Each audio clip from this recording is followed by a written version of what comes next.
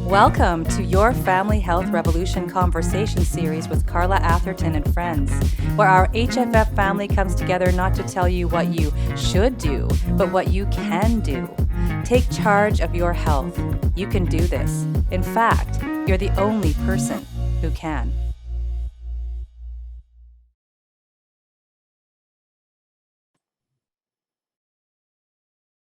This is Carla Atherton, Director of the Healthy Family Formula and host and producer of the Children's Health Summit, here with a new series called Your Family Health Revolution with Friends. And my friend today is Laura Freix. And I'm going to read her bio really quickly before I introduce all the juiciness that we're going to be talking about on the topic of mountains rise from earthquakes, turn pain into poetry, strife into wisdom. So Laura Freix is a mother of 4 grown children and grandmother to 1.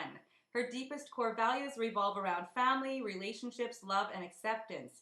Her mission as an HFF coach is to redefine societal norms around motherhood to avoid the burnout that is all too common among mothers today. She teaches energetic practices that help mothers cultivate and refine their intuition.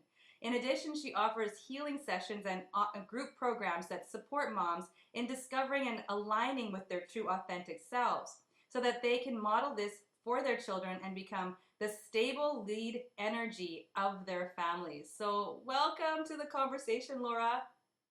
Thank you. Thank you for having me. I'm so excited to have you because Laura and I could have talked about a lot of things today, like a lot, because we're both into like the energetic, the heart stuff, the body, like as far as like body mind goes, like qigong and yoga and like all and like energetic. I said energetic, but energetic medicine even, but and also the body, like that whole functional piece too. We could have talked about like literally anything, but I wanted to have her in this discussion with me about mountains rise from earthquakes and writing and healing and how cathartic that process can be, because she's in the middle of a class with me right now. We're having a lot of fun. We're having a lot of fun.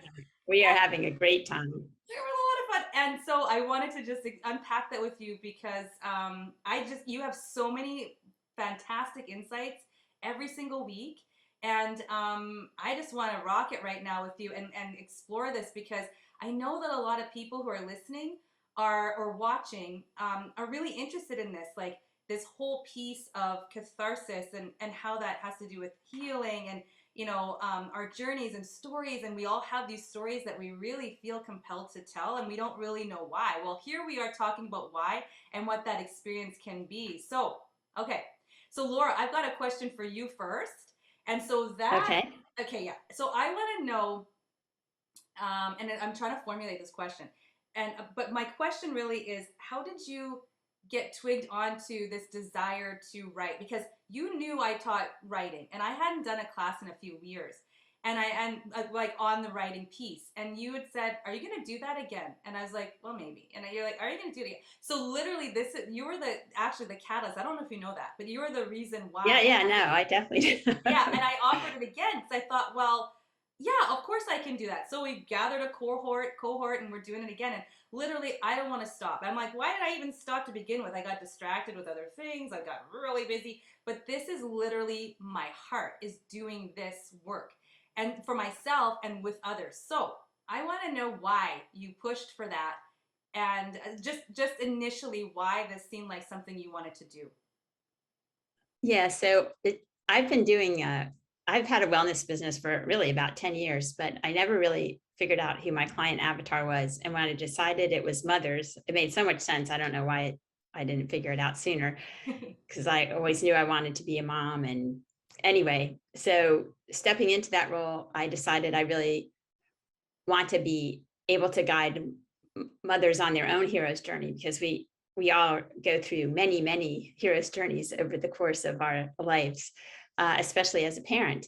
And I wanted to, so I was at a personal development class, and they said, if you want to write a book, take a writing class. I'm like, well, the only writing class that sounds good to me is Carla's, because like, just look at the name, mountains rise from earthquakes. Like, who wouldn't want to take that class? It just sounds sounds way more interesting than writing 101. Right? Or, I mean, I don't know what even, I didn't even look at like local colleges to find out what the class would be. Cause I just like, if you were teaching it, I wanted to be part of your class. And if you remember, I wasn't sure if I was a good, even though I wanted to take the class, I wasn't sure if I was a good fit because um, I didn't realize that I had some healing to do. So it's been incredible. Like first, we'll be talking about this later, the hero's journey. She introduced us to some really amazing podcasts that I just found. So awesome. And then, but really another big turning point for me was week 2 when um, she shared that there's a poet inside each of us. And even in her title of the course, she says, I think, turn pain into poetry. And I never knew that I had that in me. And yeah, wow. I And mean, and do it you just came in like ever? practically in my sleep. And it's been fascinating because I'm not sleeping very well because every night I'm like the Sorry. wheels are spinning with these ideas are coming in.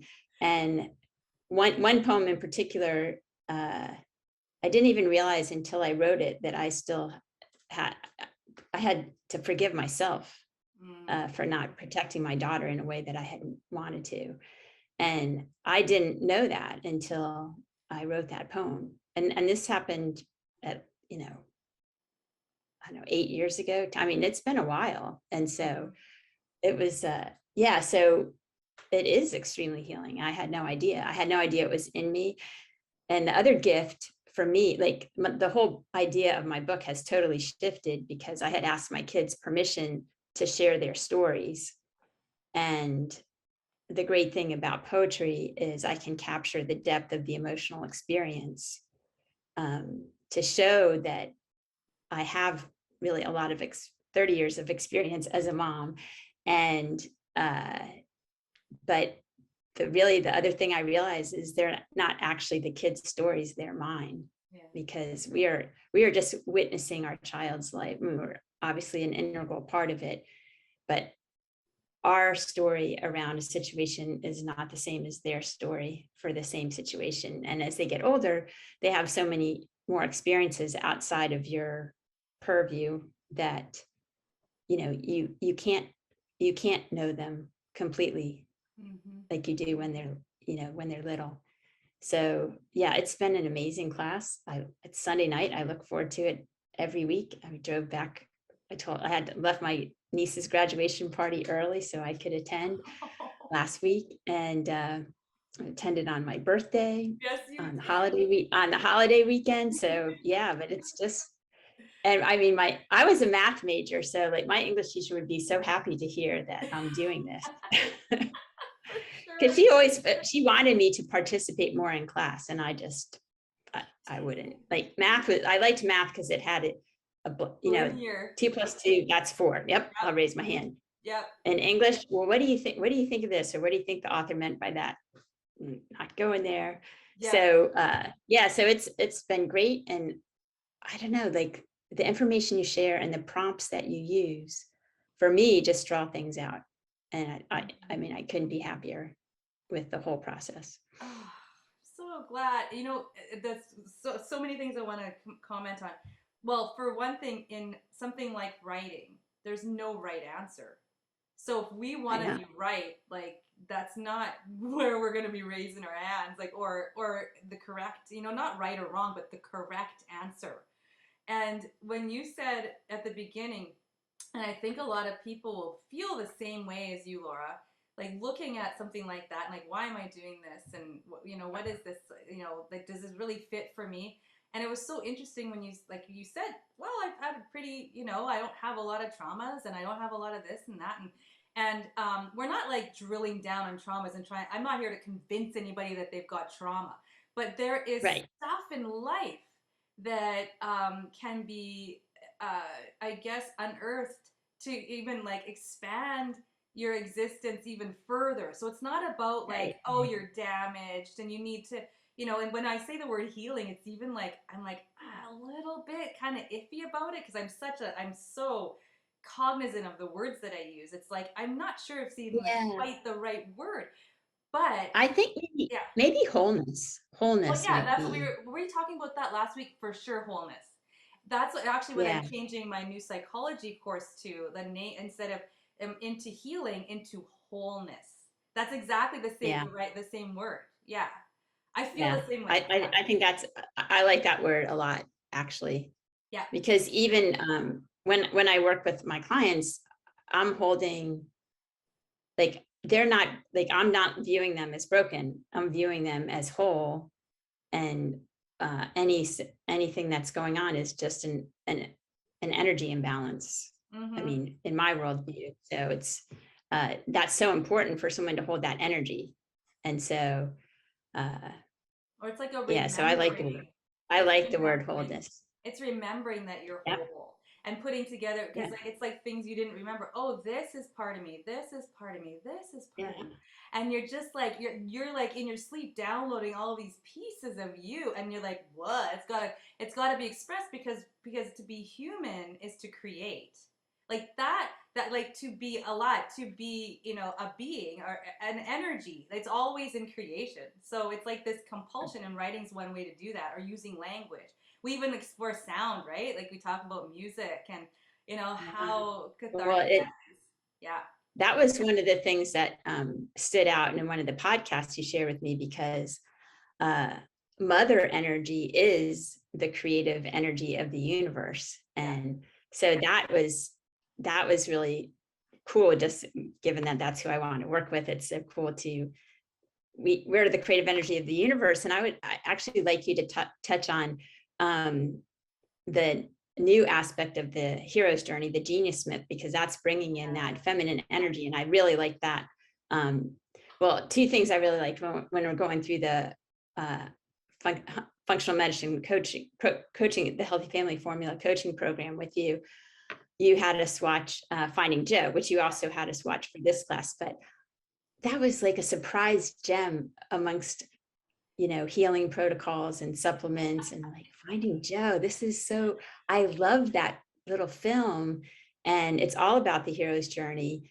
But this new piece that you introduced during our Mountains Rise from Earthquake class about the genius myth with the feminine energy and this creative feminine energy is awesome. So I would love for you to share with your I would love people to. about Okay, that. so I always tell people that every single class is different, and it morphs and changes, and I like everything I learn I integrate into whatever I teach. Like it doesn't matter what I'm teaching. And so and I allow it to adjust things. I could write a curriculum and teach it for 30 years. But like where's the fun in that? And it's not, I don't even believe it anymore. I mean, I do, but I don't. It's evolved and it's Right. always changing, and it changes for each person there. And I totally trust in whatever. And it's not like destiny or like the universe is doing this for me. It's literally like being awake to what comes into my into in front of me, right? To what is Yep. being presented to me, and then I'm like, oh, I totally have to share that. So I came across Michael Mead's podcast, no, an interview with Michael Mead and Aubrey Marcus. And then that was what you're talking about, that one interview. And so I was Yeah. listening to that podcast, and I'm like, oh, Michael Mead. So it introduced me to his world, and he's got like 200 and something like podcasts. I'm like, well, I was missing something if I was teaching the hero's journey and I did not know about Michael Mead. I was living under a rock.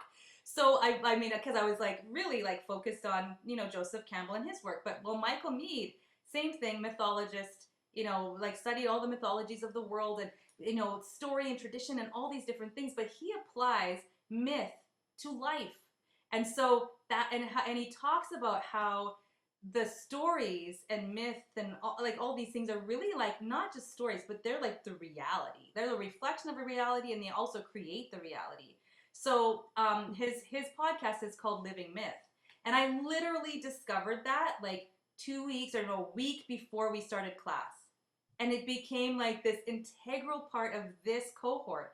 And so this is what happens with these beautiful sessions, is that we keep going with that, and then the next one's going to be different, the next one's going to be different. They're always being recreated, with like a framework. Obviously, I have stuff that I want to share, but it becomes richer with every single experience. So that's where that came from. So Joseph Campbell, okay, let's try to keep it in a nutshell. He talked about the hero's journey. And so a lot of people talk about this from everywhere, from like the writing group, like communities, to health, to business communities, and like everybody's talking about the hero's journey now, which is rightly so. Okay, so everybody's got a hero's journey, and there's like all these steps in the hero's journey, and I explain all this in the class and whatever. But it's basically, you start off with something bumps you out of life into like something unknown, and then you have to go through all these steps to get from the all the way to the abyss, where you're like, nothing's gonna help me, to like finding your mentors, and then having this resolution in the end where you grow and you learn and you evolve. So this is like, and I see life as a tumbling of all of those hero's journeys, one after the other, and then the whole life cycle itself is a hero's journey, and then the whole soul journey, right? That bigger is Yeah. like even more so, like the soul journey. So I applied this to writing classes that I was teaching. I started teaching those like 28 years ago, but the hero's journey concept started to come into my awareness after that film Finding Joe. So so it helped me to articulate what exactly I was doing, right, in these classes. Right. And so then came across Michael Meade, who was talking about the hero's journey, yes, but there's this expectation that we become these warriors, right? Like that we always have to win and blah blah blah. There's like this competition almost, and it's like, well, what if we don't? And what's the bigger purpose here of those hero's journey? And he calls it the genius myth. So really, it's about each of us finding our genius. So it's not necessarily you Right. win the hockey game. It could be that you didn't, and then you find your genius in that. You find your it's a little bit of a shift from the hero's journey, in that I guess it would be an expanded idea of it. Yeah, Yeah. Well, see, that expansion piece was huge for me because, yeah, um, you mentioned I have a granddaughter now. And so like, I really want to I really want to hold space for a more beautiful world. That I'm borrowing that term from Charles Eisenstein, but mm-hmm. we can't do it alone. We have to together hold this vision, and by by each of us connecting to our own genius, and that genius has nothing to do with our IQ. It's just what our gift is. And you may have many gifts like Carla here, who I don't know how she wears all the hats that she wears, but yeah. So I love this idea, and then in another podcast, I think also by Michael Meade, he's talking about, um, with the chaos that's happening in the world right now, it actually, with those cracks in the armor, it's actually giving us more access to the messages that we help us connect to our. So maybe that's why I finally figured out, who I wanted to work with, because there's space. It's like, oh yeah, this is my genius. How about that? Who Yeah. knew? The crack And and the so, cracks. Sorry, go ahead. Go ahead. no, no, yeah, that's fine. I was done. Oh, sorry. I was just thinking, like, when you said cracks, I didn't want to miss that, because in part of the, in Finding Joe, you actually see that story of the Golden Buddha, like, and Right. that's a beautiful. It's the cinematography in that film is so beautiful. But you have all these little vignettes of these children playing out these plays, like a play form, and they're all in costume, and it's beautiful. And so the Golden Buddha gets covered up with all this, concrete or whatever, because there's an army coming to invade from a nearby village or whatever, an enemy. And so they cover it up because they don't want it to get stolen, and then it's forgotten after years and years and years, and then there's a crack in it, and then everybody kind of peels it away and discovers this golden Buddha. But that's like a metaphor for all of us, that I guess, that inner genius, right, inside. Yeah. And so once Yeah. you get that crack, and maybe for you and I, Laura, I think we have this in common, is maybe a little bit of perfectionism. Oh Miss yeah. Math Lady. And I like but I've always been artsy fartsy, kind of woohoo, but at the same time wanting to be perfect, like literally like doing everything I can. And then I let that go a lot. Like, I'm okay with being imperfect. Yeah. But but it's still, like it's still there. And so once you go like, okay, whatever that thing, that should is that we've got by society, or after we're born, we Right. forget our genius. Pick, pick, and this is what the writing is doing. What the writing prompts are doing, even if they're prompts that you're Right. like, I would never have written about that before. I don't know if it even matters, but it will take you to that gold. It will take you there Right. inevitably. It's all leading to the Yeah. same place. Doesn't matter where it came from.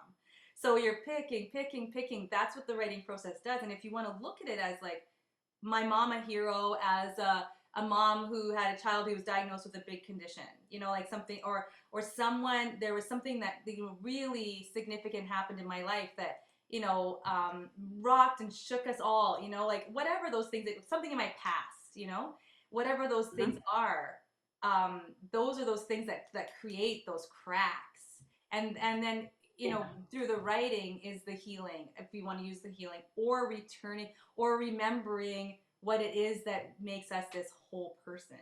And it's so fun. Yeah. The remembering is what's fascinating me because, one of the prompts was just to go back to our childhood and just like random memories are coming up. To me, they seem very random. And then right now I'm working on a piece about my mom. I lost her about 3 years ago.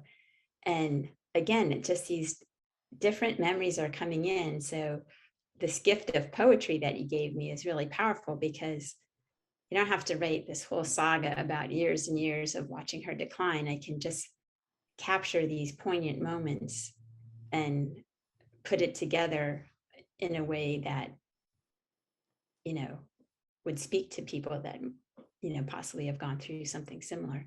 Mm. So that was another thing I wanted you to share. You mentioned, I think the first you taught at university a group of elderly people, and that was really powerful for you. And I think that is something. It reminds me. Also, have you heard of StoryCorps? No. Oh yeah. So they they're unscripted conversations revealing wisdom, courage, and poetry in the words of people you might not notice walking by on the street. So Ah. it's an actual organization and they post stories all the time, but it's very similar to what you discovered uh, with this group of students. So I'd like you to share that I with would their love audience. to. One thing I want to say first, before I do that, is comment on what you said, giving you the gift of poetry. I've had Yeah. students tell me, you taught me how to write. You taught me how to write poetry. You taught and all this stuff. I'll say this to you too, Laura. No, no, no. All I did was show you that you had that in already. That you had Yeah. that in you already. It's there. It's like it's chipping off the concrete. All I did was go boop, put a little crack in there, and Yep. then that's Yep. like, Yeah, I totally get that's the same way energy healing works because I'm just looking for what's ready to shift. And all I send is like, you know, kind of send a healing intention to the other person to tell their energy, hey, you might want to look at that. And if any shifts happen, it's because their body mind decided to look at it. yeah. I'm like you said, I'm just like drawing attention to it and that's it. And then I, everything else that happens is all them. So I totally get that. Yeah. Yeah, well, So we're the midwives, like we're just there, yeah. we're there to coach and support and all this stuff, and then yeah, yeah, for sure. Um, but okay, so okay, so working with that group. Okay, so this was around, actually, this is the first group I ever taught with the hero's journey in mind. And so Okay. I did this. It's an extension division at the university, my local university here, and I was asked to teach a class. I said, well, sure, I'll do a writing class. And yeah, cool. I've never worked with solely seniors. Like I worked with all ages, but not like a group of people who were considered to be senior citizens in this whatever age group, right? Whatever. And I thought, okay, well, that's great, but I'm this young whippersnapper. I show up there talking about life, like all these people who are way beyond me in their experience. And so but what was so significant about that was at first I actually didn't know I wasn't supposed to like give people assignments in these classes. It was literally for them to just show up and learn something about whatever, and they cost them like barely any money to take because they're extension division classes.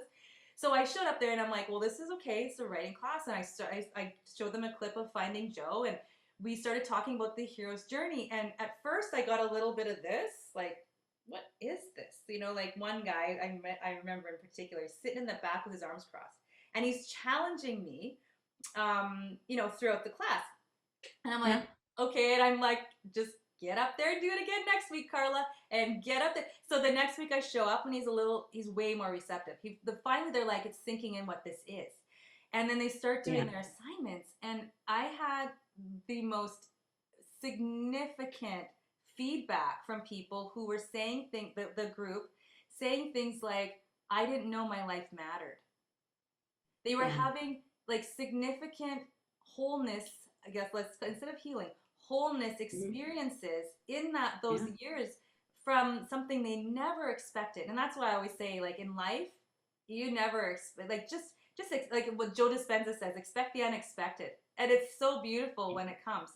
But so I didn't know my life mattered, you know, from a woman who had spent her whole life raising her children. She didn't have a job. She didn't, like, which is fine. You don't have to have one, but you know how some of us, we define ourselves about from the work that we do, Yeah. or what we put out into the Yeah. world, and you know, what do you know, what are you, right? And so she always thought that, she said, I didn't think my life mattered, and she barely spoke in that class, but she was able to say something so intimate like that to this group because we had formed such a beautiful, supportive environment for that to come forth. So yeah, wholeness happening over and over and over again. That one, this guy, he ended up like the most engaged person and told us stories about his life on his motorcycle in Budapest, and like, just like, I'm like, you didn't know this was significant? This is like the best, like the best thing. And when you tell a story, right? We don't tell stories so we can live in the past and in our pain and trauma and all that. No, we tell stories because we want to know where we've come from and where we've come, right? Where we've gone. Right. Right. And to map that is so, it's just exciting, and it's like, again, reminding us of really, um who we are, I guess. So yeah, so Yeah. that Well, was cool. the other thing you mentioned is how the class created a safe environment, and Yeah. that I've done a lot of work in circle, and it's really the same thing to be witnessed in a safe space, even if it's Oh, just an witness. online Zoom class, is so powerful in becoming whole, no matter what, no matter how small the scratch. Um, so that's another thing I really love about this particular workshop you're offering, because that's the space that is created by default, because we're all sharing from a deep place inside us. And so there's a lot of vulnerability, and, you know, everyone's receiving each other. It's beautiful. It's really beautiful. Yeah. And the witnessing is too, is it's got Yeah, a dual, it's dual because it's witnessing yourself and absolutely. being witnessed by others. It's both, Yeah. Being right? seen. Yeah. Being seen is huge. Connection. Yeah. Being Yeah. seen, yeah, and heard, voice. Yeah, we talk a lot about that.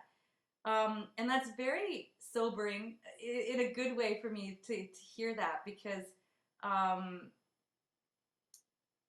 that's a really significant goal. Like that is to create a space like that, like where, because Right.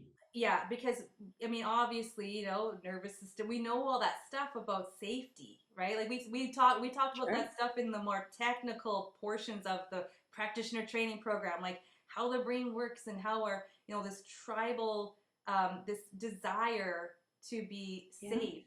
And so that is like, and the only time that you really can shift into that healing or wholeness mode, you know, homeostasis, is when you have reached a sense of safety, where you got away from the bear, or you've landed in the middle of a family or protectors or whatever it is. You feel that sense Yeah. of safety. And so yeah, and all that stuff comes out. And I have to say, what you said about, when you started your writing a book, and how you're Yeah. like our resident poet. It's so great. And literally, okay, I have to say to everybody, Laura, like, the poems are like, I literally have no adjustments. Like, you know how we workshop things, right? So, and I'm like, Yeah. you could change that word, but otherwise it's perfect. Like when we're crafting. So, Yeah. tell me about that. How come, where, like, did you know there was a poet in there at all? No, I mean, like I do silly like rhyming things for my Christmas, like a Christmas poem or something like Yeah. the year was 2022 and blah blah blah.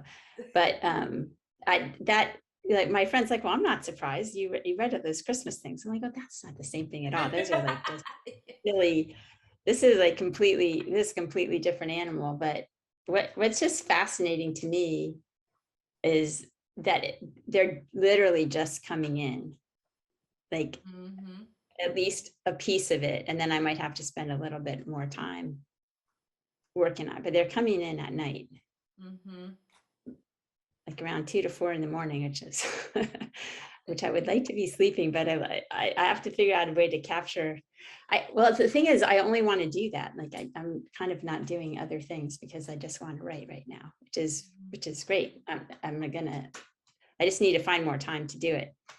But yeah, I'm hoping I can connect with my former English teacher because ironically, she was a young whippersnapper when I had her. She was like 26, just out of school. Oh, And really? when I went to back to school night, when my son was a sophomore, my son Andrew was a sophomore, standing in front of the room was my high school English teacher. She had no idea that Andrew was my son because he has a different last name than I had, obviously, in high school. And I felt like I saw a ghost. And of course, now she's like in her 60s and she has since retired, but that was wild. And yeah, so I would love to share with her that I'm doing this. But yeah, I feel like it's going to be a collection, and just like not all the stories are my kids, they're mine.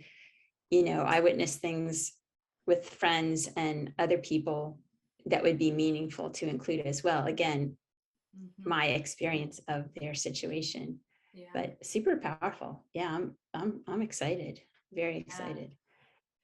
You know, and I want to say a couple of things too about this power of writing and what we're experiencing and witnessing there in these sorts of situations, right? Um, Right. it is that there's also this opportunity to integrate, right? All of it. So that, again, like that idea of wholeness, because like, you know, as they're coming at you, it feels chaotic, and then we get to this point, like you write it out and you're like, what is this? And then you're saying you're developing, it's almost like, okay, it's turning into a series of poems, and then you're starting to see the meaning of them, or how they connect to each other, as pieces, or connecting, like connect you or connect you to others, and you start to see like this connection to everything. I mean, that's even the same with Right. fiction. You know, even with fiction, I've shared with you that I love like fantasy fiction. And I love I read all kinds of stuff, from literature, you know, the stuffy stuff that I had to study in university when I was doing my master's. And then all like to like, I don't, everything, I read everything. Yeah. But Yeah. I love, and what I only read in the evening is fiction, because I don't want to get too going, but I do get going pretty good. But that kind of makes good fodder for really interesting dreams. But you know, but that kind of stuff even shows us the capacity of not just like the human being as we know it, and also like understanding different people and ways of thinking and ideas. You know, it's just all kinds of things. But and then it helps us So reflect on ourselves. Yeah. I'm curious how you got started in writing, because you got your undergrad in English lit and then went on to get a master's. Yeah. So uh, did a particular book or author inspire you, or you just were naturally a writer when you were a kid, or what's your story? Okay. Well, if I map it back, which I've tried to do, but the memories came not in order, but I think this is the order of how it happened. So when Okay. I was grade one age, like, you know, I went to school, and I was younger than all the other kids. So when I was going to start, I got mumps and measles, and whatever those were. And I stayed home for like 2 months. I was sick for 2 months.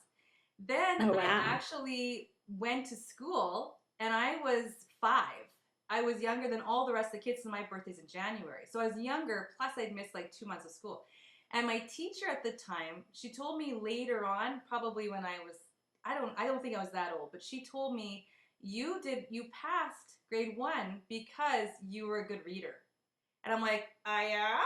Okay. So fast forward through, like, I never studied. I was late for school all the time. I was the kid that showed up with like bedhead, like because there was a lot of stuff going on in my home.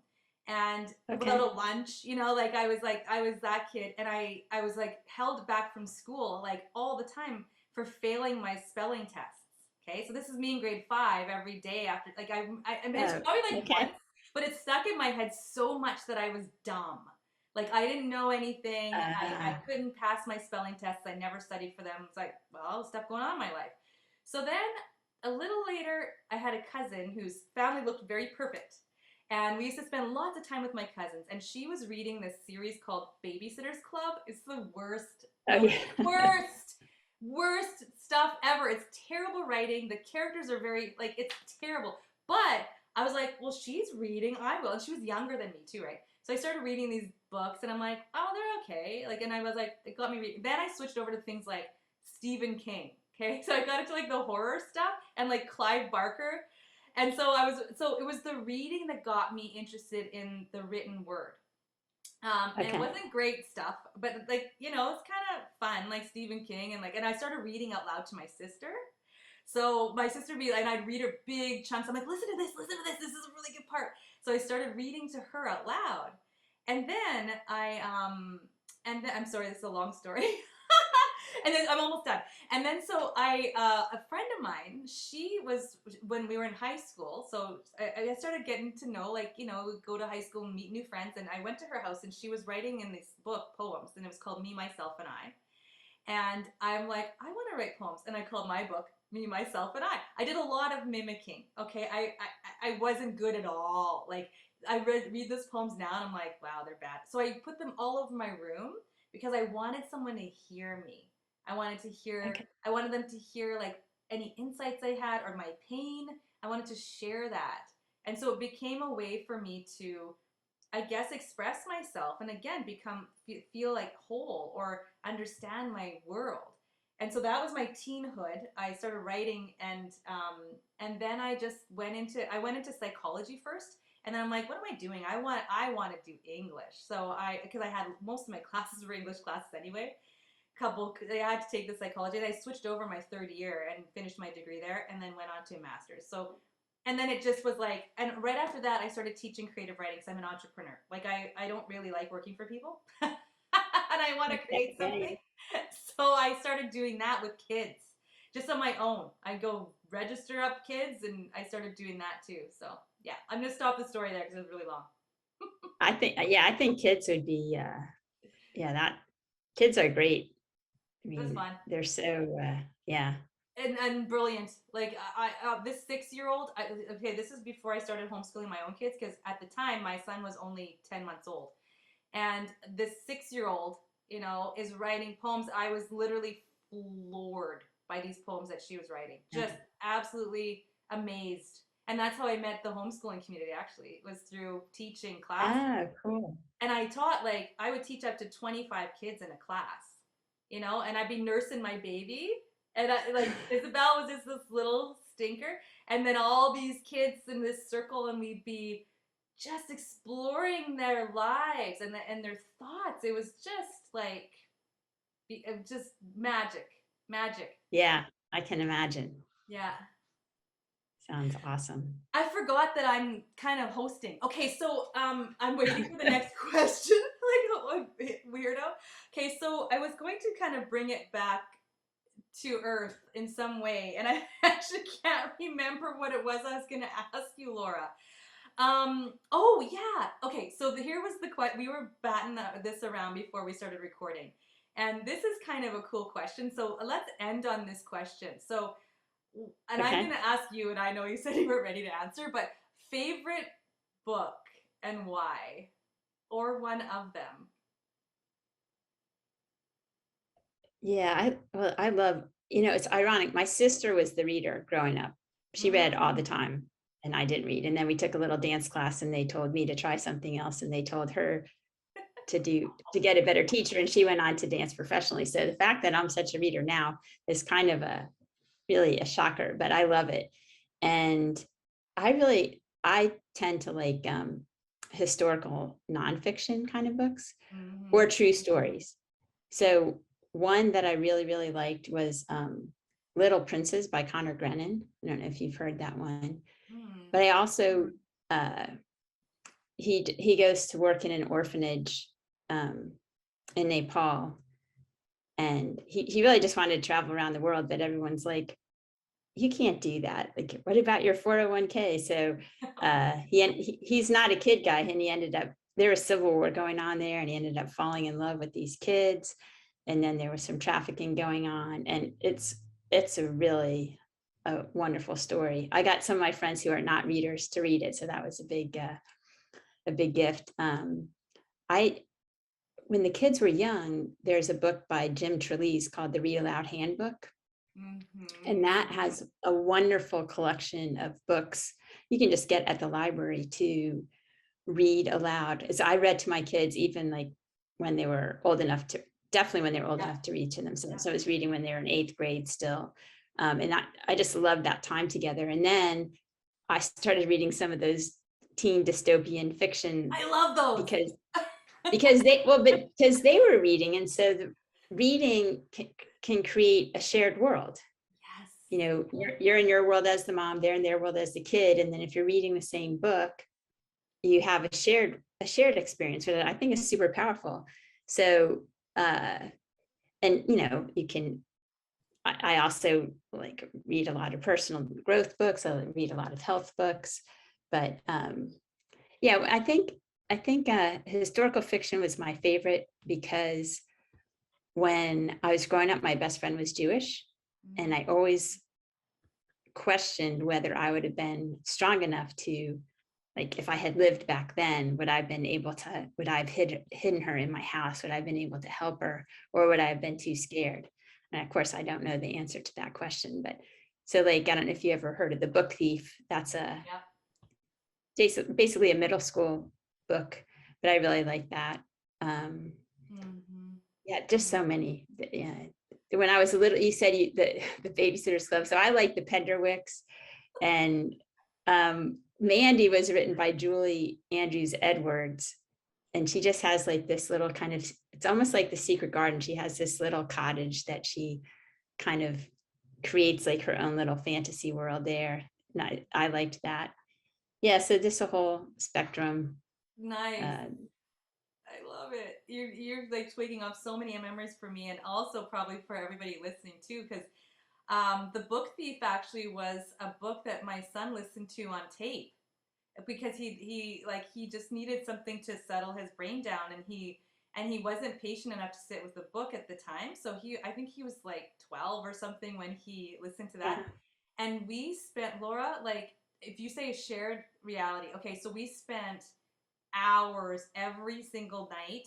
And my kids probably stayed up way too late than they like later than they should have because they were homeschooled at those ages at that age, so we could just like they didn't have to get up and go to school, whatever. Like we okay, could gotcha. stop, Yeah, yeah. but we had we would go to the library with piles of books like this, and we would get every Saturday and we work our way through all these books. And then when they got older, so I'd read them to them, and I'd have one here, and one on my lap. They'd always like hitting me with their head, right? Because she was like, it was like we were piled in the bed. And then when they got old enough for chapter books, I would read them to them. So we would read so late that I would fall asleep, and I would start dreaming and like talking in my sleep. And like they'd be like, "Mom, mom." So this is how their childhood was. It was and shared reality. Okay, love that you said that. I love you articulated my thoughts so well because in that teen fantasy stuff, that was like we shared like insights about like politics and about like the world and about different relationships and like which character we had crushes on, like was Yeah, stuff like yeah, I that. know.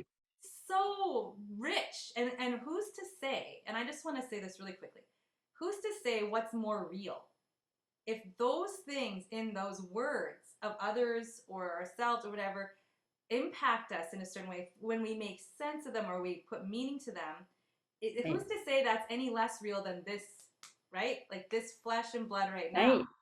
And so there's Yeah, I mean, such power in that. yeah, totally. I mean, I was sitting in on a personal development workshop a couple of weeks ago, and it was trying to understand what your unmet need was. So a lady was just reading a bunch of romance novels because she wanted to feel connection. Yeah. So our romance novels, like, yeah, but that's how she was feeling connected to the character. So obviously, it'd be better to feel connected to someone in real life, but still, they're so powerful. And for me, like, our schedule was insane. I did not do a good job modeling stillness. I admit that as mom, but I ended up starting to do audiobooks in the car. Yep. So we listened to Hans Brinker and the Silver Skate, and that's like has all this Danish history like embedded in the middle of it. And my kids, they were, 8, 6, 8, and 10, and then my older one was older, but it was just like, yeah. So I mean, sometimes my husband would find me in my driveway because it was like a really good part and I Yeah. wanted to finish listening. I But know. yeah, so that was such, my mom used to like, I remember distinctly, one drive to vacation, she was reading James and the Giant Peach Yeah. aloud in the car. Yeah. And so luckily I didn't have to do that because that would actually make me a little bit car sick, but I just have the CD player in my car so that, yeah. So, and then my daughter had, like your son didn't really enjoy reading, like had trouble. I don't know. She had like a tracking issue. And so the audiobooks, even you could get audio textbooks, were super helpful. Yes. But yeah, so writing is We did all a that new, too. We I did always like numbers, but I have a very new appreciation for the written word. Awesome. I'm gonna shout out for audiobooks too, because I listen to them all the time too. When I don't want to sit and like when I'm doing my hour walks or whatever, I'll listen to a podcast or an Yeah. audiobook. And in the car, because we live 45 minutes from the city, and we did sports like 4 or 5 times a week. And we moved out of the city when Nick was only 12, so we had lots of years of driving, and we did lots of audiobooks. We were just talking about one the other day, shared experience, right? And I call my cat Fartita sometimes because she's like a bratty little sister to the other cat. And it was a character Okay. in this hilarious book about these aliens coming to Earth and trying to like, you know, put it themselves into human bodies. And he was like so Oh, yeah, I bitter about haven't his seen that sister. He one. called her Fart, and her name in the book was Fartita. Like the whole childish humor. And it's like, okay, I digress because we could talk about this all day, and it's been so much fun, Laura. And so, Class is awesome. If anyone has an opportunity to take it, I highly recommend it. And even if you don't have time to take the class, I would really recommend just playing around with that written word. It's yeah, play pretty around with the amazing. written word. I You'd did be not, amazed at you might be amazed at what comes out of you. you probably will be. And I literally, Yeah. and I didn't pay Laura to say that. I promise. But, and just to wrap up, come full circle. So, our topic was mountains rise from earthquakes, turn pain into poetry, strife into wisdom. And that is literally how I see the power of words, like, and your story. And so, yeah, and just recognize that within yourself. And I think that's just so empowering, and the epitome of wholeness is what we were talking about, getting to the Right. epitome of Right. wholeness. So thanks again, Laura. It was great fun. Thank you. It was great fun. Yes, namaste, my friend. Thanks so much for this conversation. Thank you. All right. Have a great day. You too.